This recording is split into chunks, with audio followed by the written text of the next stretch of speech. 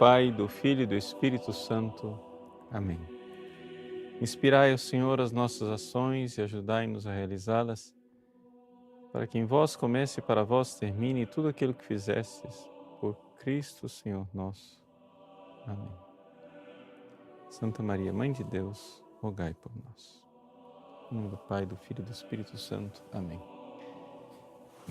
Errei até a oração hoje, tudo aquilo que fizermos, mas tudo bem. Boa noite, uma alegria estar com vocês hoje, nessa transmissão ao vivo, onde nós queremos com grande alegria celebrar as memórias de Santa Mônica e Santo Agostinho.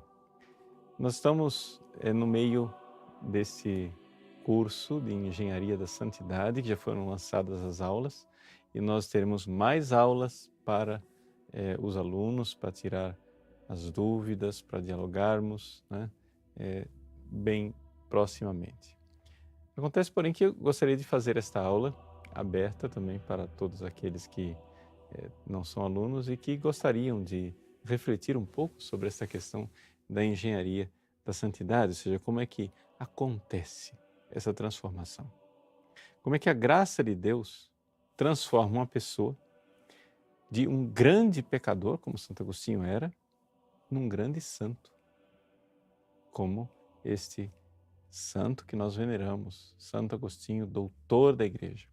Vejam, a grandeza de Santo Agostinho é tanta que, assim, de todos os santos que influenciaram a história da Igreja, nós podemos dizer que Santo Agostinho, sem medo de errar, provavelmente é o número 2. Ou seja, além de São Paulo, apóstolo, que com as suas cartas influenciou o pensamento da Igreja de forma indelével para todo sempre. Se nós formos procurar uma segunda figura que com o seu pensamento influenciou e transformou a história da Igreja, o segundo lugar é ocupado, sem dúvida nenhuma, por Santo Agostinho. Até mesmo Santo Tomás de Aquino, com toda a sua grandeza, deve vir no terceiro lugar, porque, na verdade, Santo Tomás também é discípulo de Santo Agostinho. Então, assim, como é que Deus conseguiu fazer de um pecador um santo desta grandeza?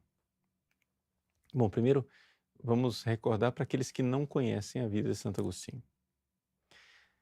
Santo Agostinho é filho de uma santa, Santa Mônica.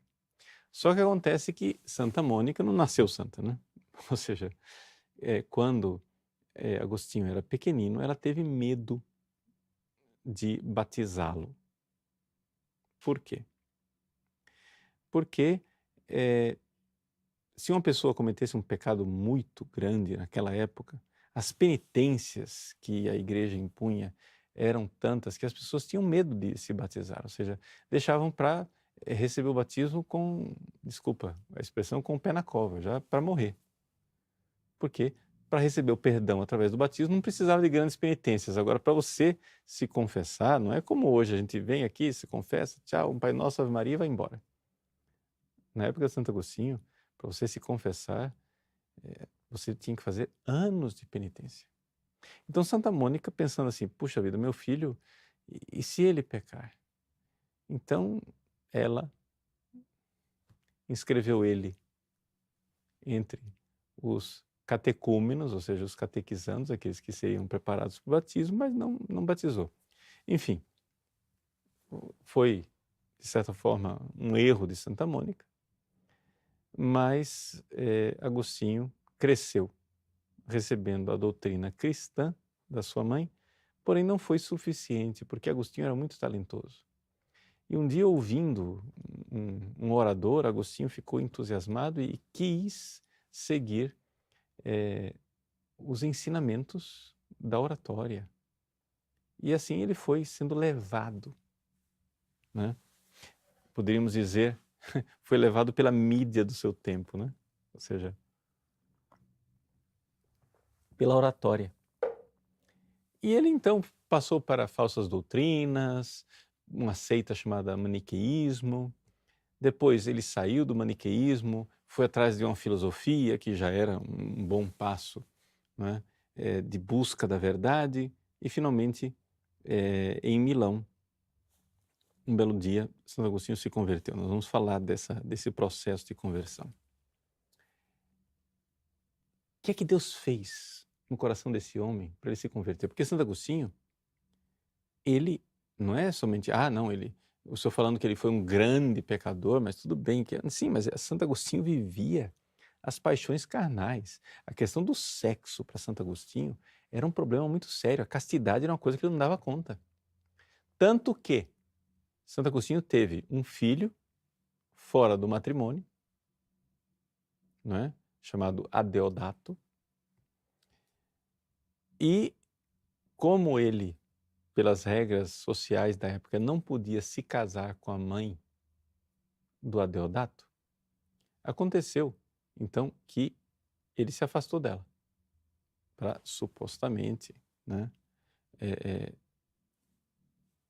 não ficar com aquele concubinato, com um amante. Só que acontece o seguinte, e aí que caiu mesmo, porque não dava conta da castidade. Não dava conta de ficar sem sexo de jeito nenhum. E ele foi então sendo trazido por Deus através das pregações de Santo Ambrósio. Né? É interessante aqui duas realidades que afetaram na conversão de Santo Agostinho. As orações de Santa Mônica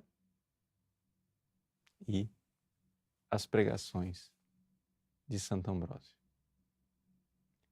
Então vamos um pouco ver, né, dentro desta realidade, desta engenharia da santidade, como foi que aconteceu a conversão de Santo Agostinho. A primeira coisa que eu acho que é interessante nós iniciarmos nessa narrativa da conversão é uma homenagem a Santa Mônica, porque hoje é dia de Santa Mônica, amanhã é dia de Santo Agostinho, né? Quando Santo Agostinho finalmente se converteu, que ele sentiu mesmo o toque da graça, e ali foi a mudança da vida dele cabal, no final do livro 8º das Confissões de Santo Agostinho, que narra a sua conversão, Santo Agostinho diz assim: vamos procurar em seguida minha mãe e declaramos-lhe o sucedido. Ela rejubila. Contamos-lhe como o caso se passou. Ela exulta e triunfa, bendizendo-vos, Senhor, que sois poderoso, para fazer todas as coisas mais superabundantemente do que pedimos ou entendemos. Bendizia-vos porque via que, em mim, lhe tinhas concedido muito mais do que ela costumava pedir, com tristes e lastimosos gemidos. Ou seja, Santa Mônica, que com muitas lágrimas chorou durante anos para a conversão de Santo Agostinho, viu que Deus atendeu o pedido dela com muito mais abundância e muito mais generosidade do que o que ela tinha ousado pedir, porque ela tinha ousado pedir que ele arranjasse um casamento decente. Mas Deus tocou Santo Agostinho para que ele se convertesse para o celibato. De tal forma me convertestes a vós, que eu já não procurava esposa, nem esperança alguma no mundo, mas permanecia firme naquela regra da fé que em tantos anos antes me tinhas mostrado a minha mãe. Transformastes a sua tristeza, a tristeza de Santa Mônica, numa alegria muito mais fecunda do que ela desejava, e muito mais querida e casta do que a que podia esperar dos netos nascidos de minha carne. Santo Agostinho é um poeta. Eu estou lendo essa tradução aqui, que é a tradução mais popular que se encontra por aí, porque ela foi editada durante vários anos naquela coleção Os Pensadores, e agora recentemente foi reeditada pela minha biblioteca católica, né?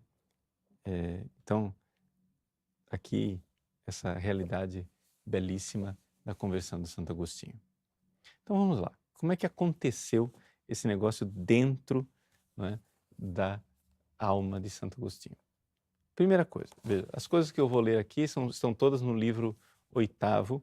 Eu não vou me perder aqui nas citações, porque eu vou para frente e para trás, então, né, mas está tudo no livro 8º das Confissões de Santo Agostinho. É ele mesmo narrando. Né? A primeira coisa que a gente deve notar é que, para Santo Agostinho e para todos nós, a primeira realidade que acontece é uma luz interior. Muita gente não nota isso. Agostinho notou. É porque, geralmente, as pessoas, quando se convertem assim, né? A pessoa vivia uma vida desregrada, sei lá, no sexo, na droga, vivia uma vida no álcool, vivia na corrupção, no roubo, na ira, na raiva, no assassinato. E aí o que acontece? A pessoa se converte, ela não nota como aconteceu aquela conversão. Só que Agostinho, ele se converteu, em primeiro lugar, intelectualmente, porque ele primeiro estava buscando a verdade. Então ele saiu da retórica e começou a procurar a verdade nos maniqueus, não estava naquela seita aí procurando a filosofia, ainda estava incompleta aquela verdade e encontrou a verdade na pregação de Santo Ambrósio. Então, ele descreve isso, e se você for notar, isso acontece em todas as pessoas. Existe primeiro o encontro da verdade. Em Santo Agostinho, a gente nota isso clamorosamente porque foi uma busca lenta. Mas nas pessoas, às vezes, a pessoa encontra a verdade que ela nem estava procurando. Santo Agostinho buscou longamente. Então ele diz aqui o seguinte: quando ele se converteu, quando ele estava para se converter, estava aquela luta interior, querendo mudar de vida, ele diz: eu já não tinha aquela desculpa pela qual ordinariamente me parecia que, se ainda não desprezava o mundo para vos servir, era porque tinha uma luz incerta da verdade. Então, qual era a desculpa que ele tinha para não se converter? Inicialmente. Não, eu ainda estou fazendo as coisas, não larguei ainda o pecado, porque a verdade ainda não está clara para mim. Eu ainda estou buscando a verdade, ainda tem uma luz incerta da verdade. Não. A essa altura do campeonato, Santo Agostinho ainda estava na sem-vergonhice, ainda estava no pecado, não queria largar os vícios de castidade, de falta de castidade que ele tinha, mas ele já sabia o que era o certo. Já não tinha essa desculpa, pois a luz também já era certa para mim. Ele tinha visto a verdade. Então, quando a gente ensina lá no curso da Engenharia da Santidade, que quando a graça de Deus nos toca, a graça ilumina a inteligência e convida à vontade, é exatamente nessa ordem aqui. Ou seja, você primeiro vê a verdade. Você vê o bem. Porque, veja, ninguém vai querer aquilo que não conhece. De algum jeito, Deus vai ter que brilhar a luz dele dentro de você. Ah, isso é uma visão muito intelectualista, não sei o quê. Mas não tem nada de intelectualista. Pelo amor de Deus, como é que você vai se apaixonar por uma menina que você não conhece? Explica para mim. Entende? Você chega em casa e diz: mamãe, eu me apaixonei. Por quem? Não sei. Como assim? Não conheço ainda. Mas é que eu sou... Primeiro é o coração, depois é a inteligência. Mas como primeiro o coração? Não pode ser. Você tem que conhecer o negócio primeiro. Até para ser envergonhice, você precisa primeiro conhecer. Entende? Se você não conhece, né? Como a gente diz, o que o olho não vê, o coração não sente, né? É isso, você primeiro precisa ver a verdade. Então veja, Santo Agostinho está descrevendo assim com toda clareza porque ele primeiro foi às apalpadelas. É que Santo Agostinho, o percurso dele foi longo, foi muito comprido, ele foi buscando, aí ele saiu, procurou a retórica, aí encontrou os maniqueus, aí lá pelas tantas leu Hortêncio de Cícero. E Cícero, quem era Cícero? Cícero era, já estava morto, mas Cícero era o astro de Agostinho. Agostinho era uma espécie de marqueteiro, Santo Agostinho era um orador. E quem é o rei dos oradores? Era Cícero. Então, Santo Agostinho era fã número 1 de Cícero. Era o cara que ele imitava. Aí ele lê um livro do Cícero e o Cícero diz assim, olha, pessoal do marketing, pessoal da retórica, pessoal que gosta de falar bem, retórica é bobagem. Aquilo chocou Santo Agostinho. Mas como assim retórica é bobagem? Cara, você é meu ídolo, você é o maior orador, você é o cara da retórica e você está dizendo que retórica é bobagem? Aí Santo Agostinho ficou chocado. E fez o quê? Ouviu Cícero. E Cícero estava dizendo, o que a gente tem que buscar de verdade, buscar realmente é a verdade na filosofia. Aquilo mudou a vida de Agostinho. E Agostinho então foi atrás da verdade. Foi atrás da verdade e foi às apalpadelas encontrando na filosofia, a duras penas, verdades. Né? Coisas através da luz natural da razão. Ele foi buscando, até que o emprego dele, né, o levou a Milão. E ele foi lá trabalhar em Milão. Ele trabalhava para o imperador, mas ele ouviu falar que tinha um bispo naquela cidade e que o cara era muito bom na retórica. Então Agostinho disse, vamos ver. Agostinho começou a ouvir Ambrósio. No início começou a ouvir para ver a arte dele falar. Depois começou a prestar atenção nas verdades que ele estava ensinando. E aquilo começou a brilhar dentro dele. E ele ouvindo aquelas pregações, né? Assim, como muitos dos nossos alunos vai ouvindo um vídeo, aí ouve outro, aí vê uma pregação, aí vê não sei o que, etc e tal, de várias pessoas, não somente minha. A pessoa, nossa, a verdade vai brilhando, vai brilhando, vai brilhando, até que a pessoa começa a enxergar a verdade e ver a verdade. Só que a inteligência foi iluminada, mas a vontade ainda é fraca. E é isso que Agostinho descreve aqui, olha só. A vontade nova que começava a existir em mim, a vontade de vos honrar gratuitamente e de querer gozar de vós, ó meu Deus, único contentamento seguro, ainda não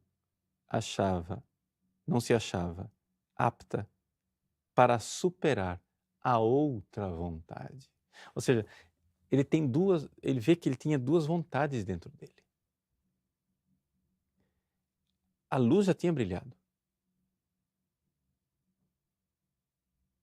mas a vontade estava fraca ainda. E ele via uma guerra dentro dele.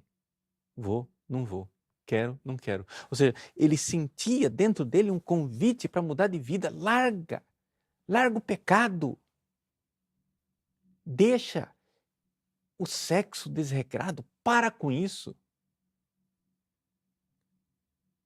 Ele já ouvia esse convite, mas a vontade é como um músculo que estava atrofiado.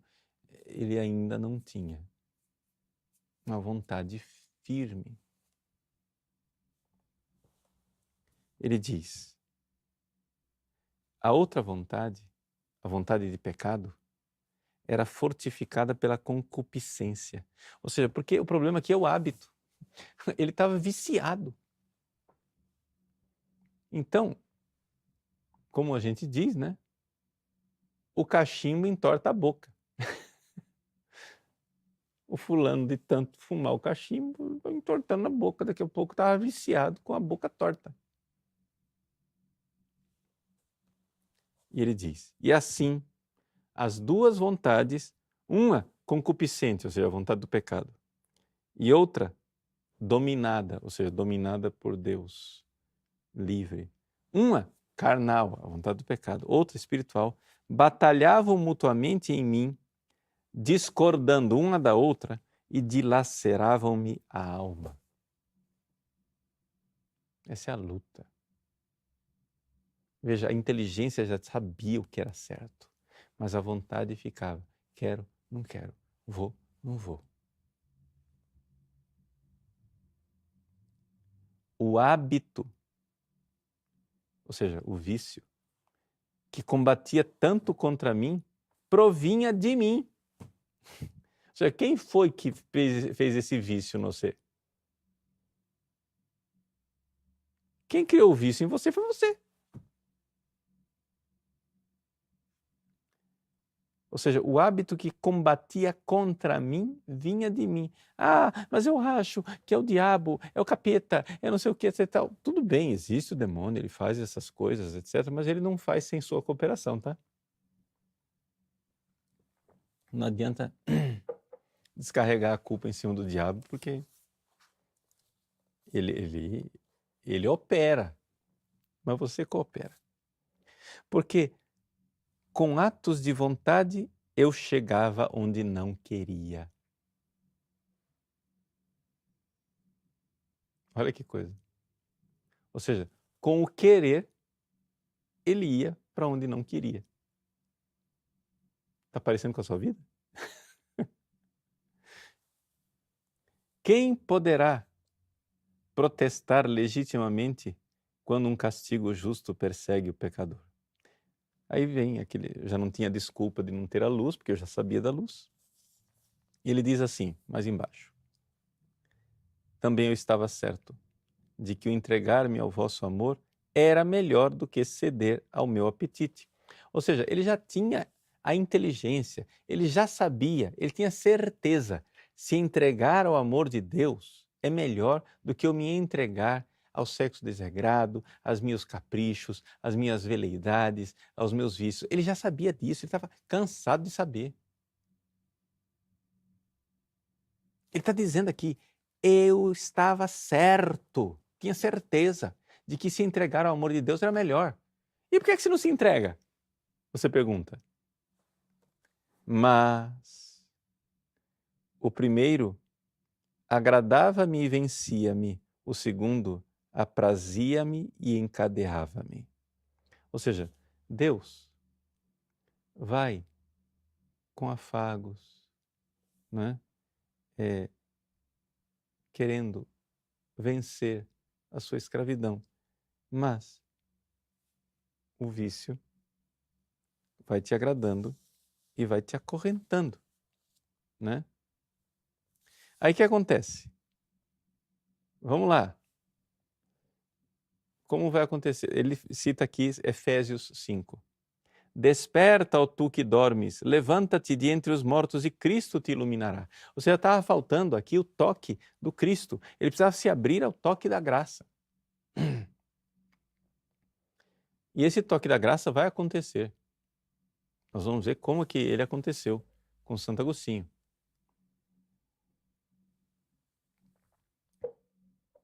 Vejam só. Ele diz assim, que Deus, mostrando-me vós por toda parte que faláveis a verdade, eu, que já estava convencido, não tinha absolutamente nada que vos responder, senão palavras preguiçosas e sonolentas. Ou seja, aqui que está a coisa. Eu estou vendo a verdade, eu estou vendo o que é certo, mas como que eu respondo para Deus? Eu respondo assim, vou ler aqui. Um instante, um instantinho, espera aí um momento. Ou seja, já vai. Não, eu vou converter, mas espera um pouco.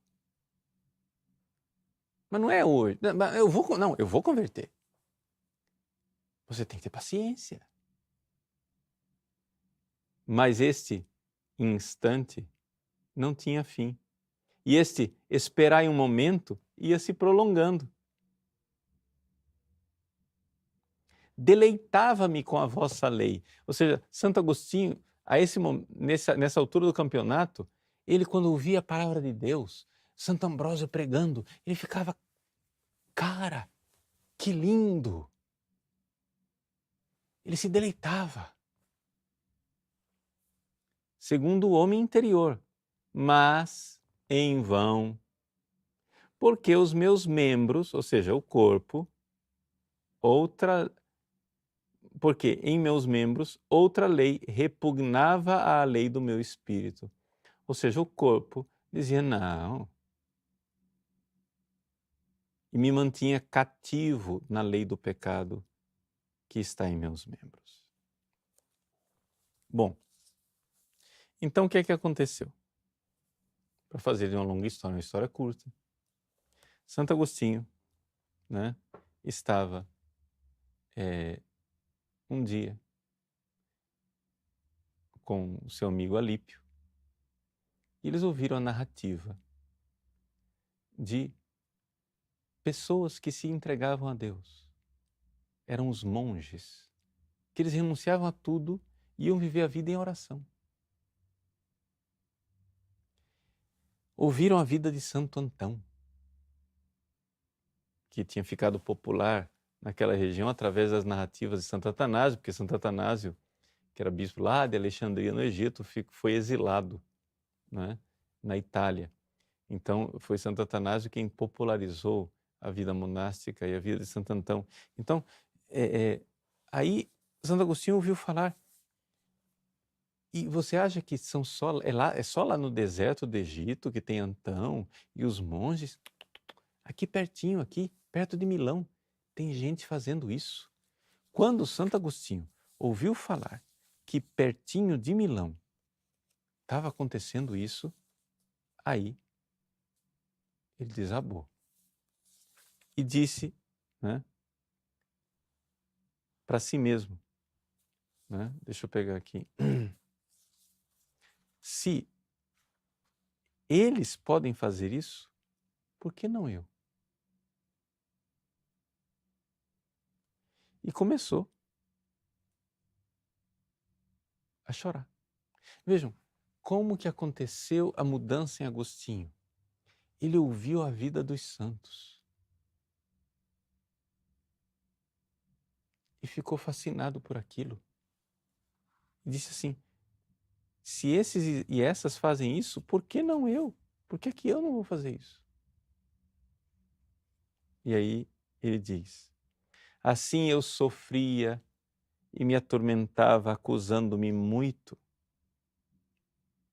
mais asperamente do que de ordinário, rolando-me e revolvendo-me nas minhas cadeias, até que rachassem totalmente, pois só tenuamente estava atado a elas, mas enfim ainda estava preso. Ou seja, o que Santo Agostinho está dizendo é o seguinte, eu estava numa luta interior, eu estava assim, me acusando, é a situação de Agostinho aqui nesse momento, é daquela pessoa que estava preso por 1000 fios. Imagina um passarinho que quer voar e tem 1000 fios prendendo o pezinho dele. E ele cortou 999 fios. Só falta um. Mas ele ainda não voa. É isso que ele está descrevendo aqui. Ou seja, ele está dizendo que ele estava tenuamente amarrado. Ou seja, era só um fiozinho. Mas estava amarrado. E é essa coisa da pessoa que quer se converter. Ela não nota que ela está quase livre, que a tarefa está quase toda feita, mas ela está derrotada, porque ela diz, não adiantou nada o trabalho. Entendeu? Olha, eu lutei e ainda não voo. Sim, você não voa, porque você quis cortar 999 fios, mas tem aquele um que você quer guardar de reserva técnica. Você diz, não, mas eu já me converti 999 fios. Só que o passarinho só vai voar quando você realmente, decididamente, renunciar a todos os pecados graves. Não adianta. Você tem que querer isso. E vós, ó Senhor, pedieis nos recônditos do meu coração. Ou seja, Deus estava lá apelando, vai, me busca.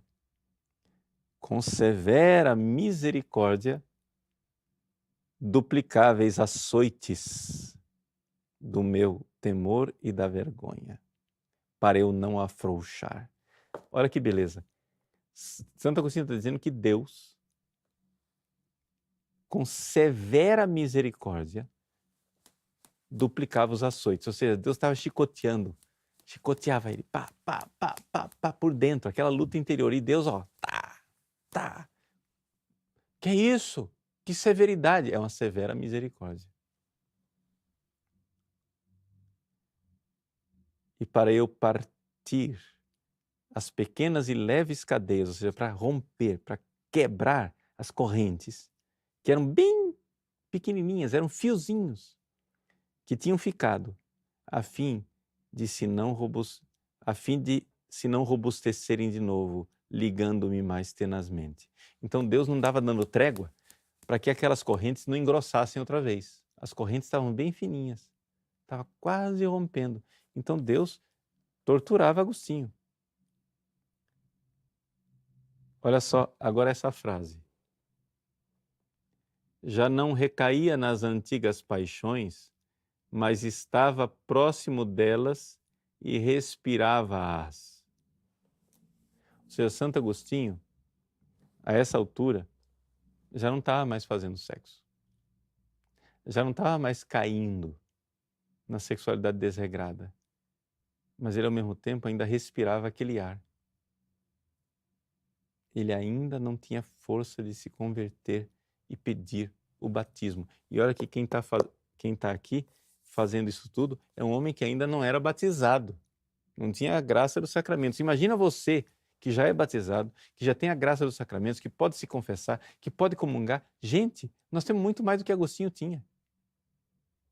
Agostinho era pagão, mas Deus já estava lá, agindo na graça dele. Só que aí vem a luta interior. Quando ele pensava em deixar os pecados da castidade, os pecados da castidade se apresentavam para ele e diziam, mas você vai conseguir viver sem a gente? Você vai mandar a gente embora para sempre? Não sou eu que estou inventando não, olha, eu vou ler para você. Retinham-me preso bagatelas de bagatelas, vaidade de vaidades, minhas velhas amigas, e me sacudiam o vestido carnal e murmuravam baixinho. Então, despede-nos. Daqui por diante, nunca mais estaremos contigo. Desde agora, nunca mais te será lícito fazer isso e nem fazer aquilo. E Santo Agostinho diz assim, não quero nem contar para vocês o que é que era esse isto e aquilo que eu não ia fazer.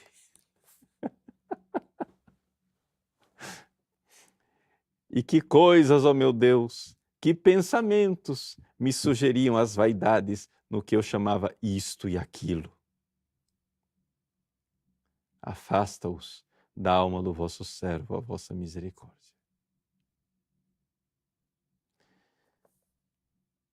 Do lado para onde voltava o rosto, e por onde temia passar, abria-se diante de mim a casta dignidade da continência serena, sem alegria desordenava.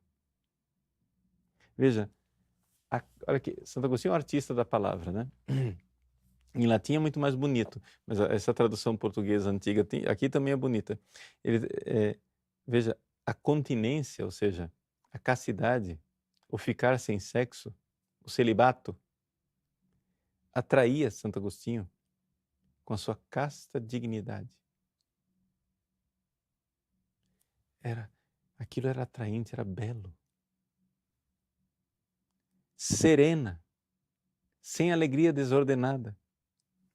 Convidava-me, acariciava-me honestamente para que viesse sem receios.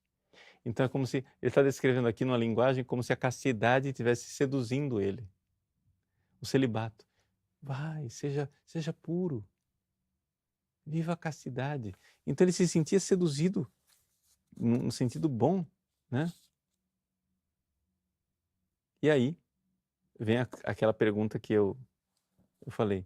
Quando ele ouvia a história de tanta gente que vivia a virgindade, que vivia como monge, que vivia na castidade, então ele diz assim, que na consciência dele, né, Deus, esposo e Senhor, ria-se de mim com ironia animadora, como que a dizer, então, não poderás fazer o que estes e estas fizeram? É porventura por si mesmos que estes o podem fazer? Você está achando, você está vendo os santos e as santas, você não vai poder fazer o que eles fizeram? Você está achando que foram os santos que fizeram isso por força deles mesmos? Sinceramente, você acha que foi isso? Não foram eles. Não é por virtude do seu Deus e Senhor? Ou seja, foi Deus quem fez isso nos santos. Então, não fica dizendo assim, eu não tenho força. Mas não tem mesmo, nem os santos tiveram força. Foi Deus quem deu a eles a força. Não é por virtude de seu Deus e Senhor, foi o Senhor seu Deus quem me entregou a eles. Ou seja, a castidade. Aqui é a castidade falando, eu disse que era Deus, não, é a castidade zombando dele. A castidade olha para Santo Agostinho e fica zombando dele, dizendo assim, né? Foi o Senhor seu Deus quem me entregou a eles, a castidade. Por que te apoias em ti, ficando assim instável? Lança-te em Deus e não temas. Ele não fugirá de ti e tu não cairás. Lança-te confiadamente e ele, recebendo-te, curar-te-á. Então a castidade dizendo para Santo Agostinho, vai, se joga, se joga em Deus. E aí vem a conversão, né? A narrativa propriamente da conversão. Ele começou a chorar, um rio de lágrimas, prorromperam em rios de lágrimas os meus olhos. Este sacrifício era-vos agradável. Então ele começou a chorar. Ele está dizendo que o sacrifício das lágrimas, quando um pecador chora seus pecados, isso é um sacrifício agradável a Deus. Dirigi-vos muitas perguntas, não por estas mesmas palavras, mas por outras do mesmo teor. E vós, Senhor, até quando? Até quando continuareis irritado? Não vos lembreis de minhas antigas iniquidades. Senti ainda que elas me prendiam, ou seja, os pecados antigos ainda estavam prendendo ele. Soltava gritos lamentosos. Por quanto tempo ainda andarei a clamar? Amanhã, amanhã. Por que não há de ser agora? Por que o termo das minhas torpezas não há de vir nesta hora? Então Santo Agostinho estava lá. Ele procurou um canto do jardim e começou a chorar desse jeito. E, meu Deus, vem em meu socorro. Mas por que eu não decido agora? Por que eu fico dizendo amanhã? Não, amanhã eu me converto, amanhã eu me converto. Para com isso, né? E aí aconteceu um milagre. Ele ouviu uma voz de criança dizendo, tome-lhe, tolle-lede, tolle-lede, tome-lhe, tome-lhe, tome-lhe. Ele disse, mas eu não conheço essa cantiga de criança. Será que eu conheço? Não, não conheço, não existe isso. Ele disse, tome-lhe. Isso é uma mensagem de Deus. Aí ele olhou para a mesa. E na mesa tinha as cartas de São Paulo. Ele pegou o volume das cartas de São Paulo, abriu por acaso E então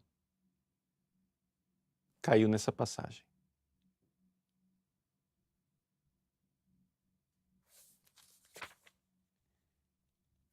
Não caminheis em glutonarias e embriaguez, ou seja, em comilanças e bebedeiras, nem em desonestidades e dissoluções, ou seja, na falta de castidade e coisas, nem em contendas e rixas, os seus pecados da ira, mas revesti-vos do Senhor Jesus Cristo e não procureis a satisfação da carne com seus apetites.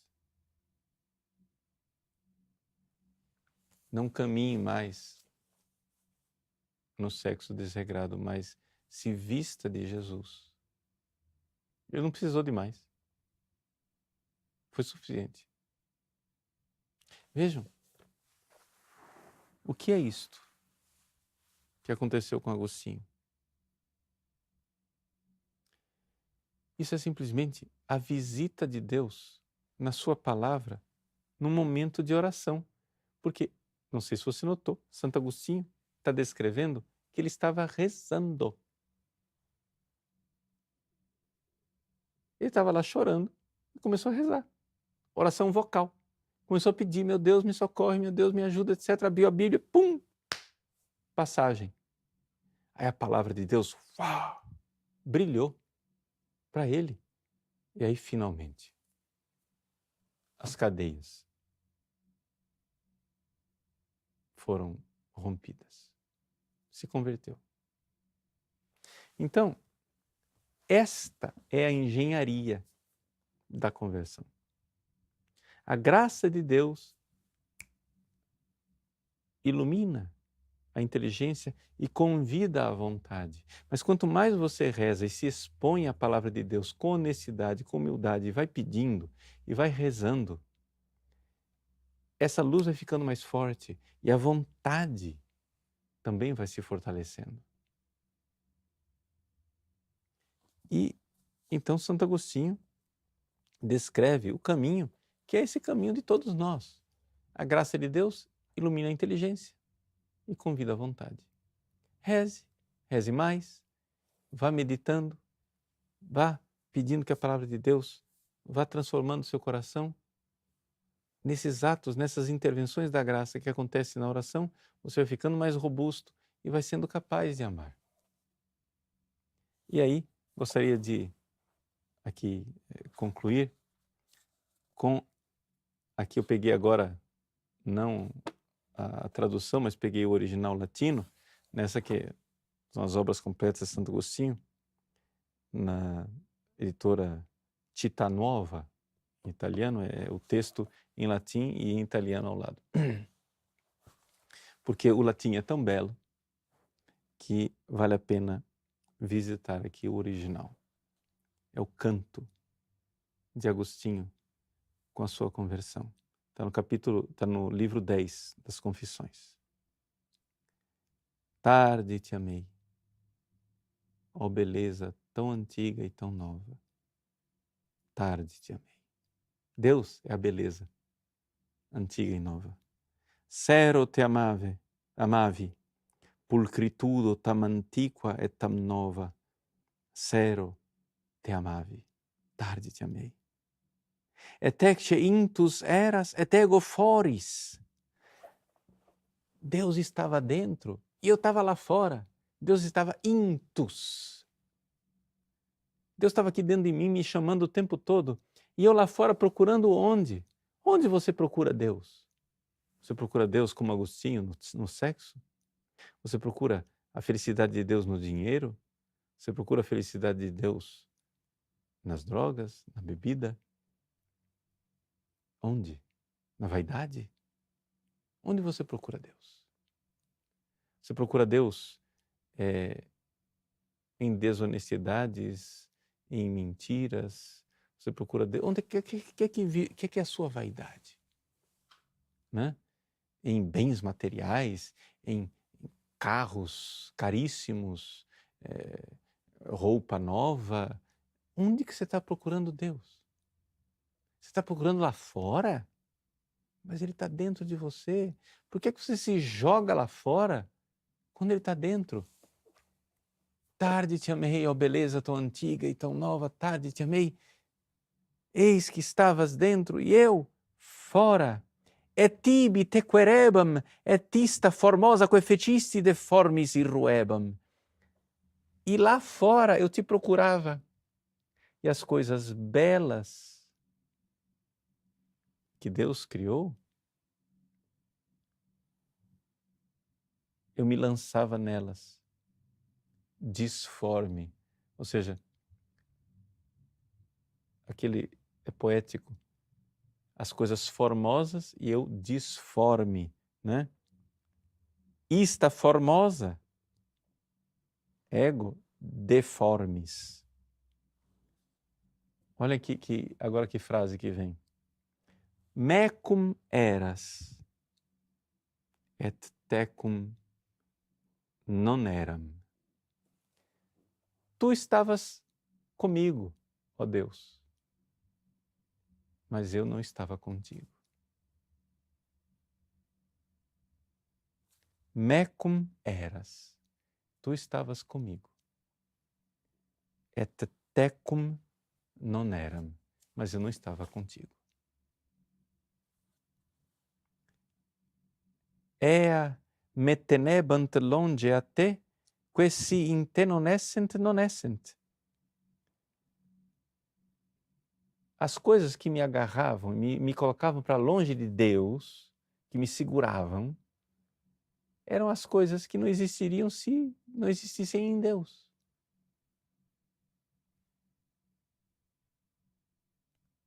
E aí ele vai e passa, é típico da linguagem poética de Santo Agostinho, ele passa agora os 5 sentidos para descrever como Deus, né, o chamou. Ele começa pela audição, porque a fé vem pela audição, né? Vem pelo ouvido, vem para ouvir a palavra. Vocaste et clamaste, né? Deus chamou e Deus gritou. Et rupisti surditatem meam. Ou seja, a palavra de Deus é tão maravilhosa que quando Deus fala, Ele rompe a surdez. Você imagina um som, um barulho tão forte que até os surdos ouvem. É o que aconteceu. Rompeste a minha surdez. Coruscaste, splenduisti, et fugaste cecitatem meam. Ou seja, Deus, como um relâmpago, coruscaste, como um corisco, um relâmpago, né? Splenduisti, brilhou. Aqui a linguagem é de um raio em relâmpago, né? E afugentasse a minha cegueira. Fragraste, exalou o cheiro. Et duxi spiritum, et anelo tibi. Ou seja, Deus exalou a sua fragrância e eu duxi spiritum, quer dizer, eu inalei, né? E agora eu anelo, eu suspiro por ti. Gustavi, eu experimentei o teu gosto, meu Deus. Et tesurio, et sitio. E agora eu tenho fome, e agora eu tenho sede de Deus. Te tediste-me, me tocaste. Et exarsi in pacem tuam. E eu fiquei ardendo na tua paz. É um texto fantástico. Isso é a Santo Agostinho. Se alguém quiser, além de, evidente, meditar espiritualmente, mas quiser aprender latim, um latim elegante, um latim fantástico e poético é Santo Agostinho, né? É uma coisa fantástica mesmo.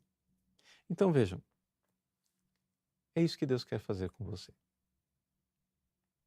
Mas para isto, você precisa entender que tem uma lei, tem uma engenharia. Senão o prédio não fica de pé. Você quer se converter, mas você não quer, primeiro, ceder à luz da verdade. Segundo,